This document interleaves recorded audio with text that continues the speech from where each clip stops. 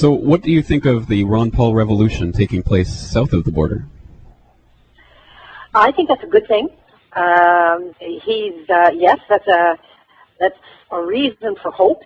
It means there's a lot of us, people that are questioning and don't want this new system they're imposing on us. They're telling us it's the only way and is the way and the right way, and that we're going to get it whether we like it or not, and there's nothing we can do about it.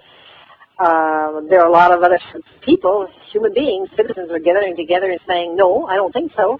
I'm not just going to take this lying down. And it's encouraging, it's hopeful, because when you look at this stuff, it's quite overwhelming, actually, when you see the extent of the implementation already of the integration is quite well advanced.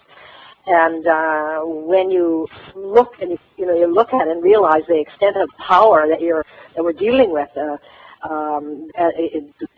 that's there to impose on us a different system than what we have, that to take away our democracy and our constitutional rights, it can be quite discouraging, and it can be quite debilitating, and it can drive you crazy, if not sick. So it's very important for people to come together and to hear about other good things that are happening somewhere, and to know that there are some other voices. And it's a real disgrace in Canada that there is only this little voice of ours that's dealing with these issues. None of the other parties will touch this stuff, and yet it's so fundamental and so profound. It just speaks to, again, to the level of control and power that's coming down, that all the other parties are submitted to, and it's very, very worrisome. So when you see a groundswell of movement that's really developing in the States, that's positive, and that will help us. And it's funny, though, when I get interviewed by programs in the United States, they look at our website and they think, oh God, Daniel, that's a very powerful website, and you're really saying strong stuff, and you're very courageous, and you're really doing all these things saying these things that no one else down here is saying.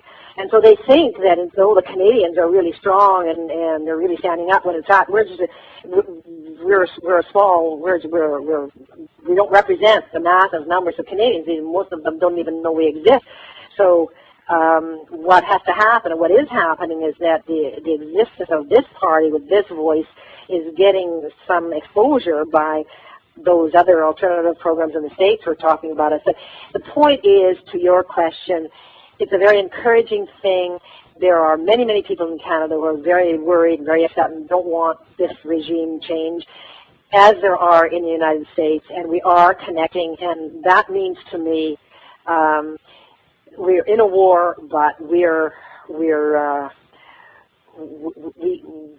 there's power amongst ourselves for us to defend ourselves and to face this bully and this brute.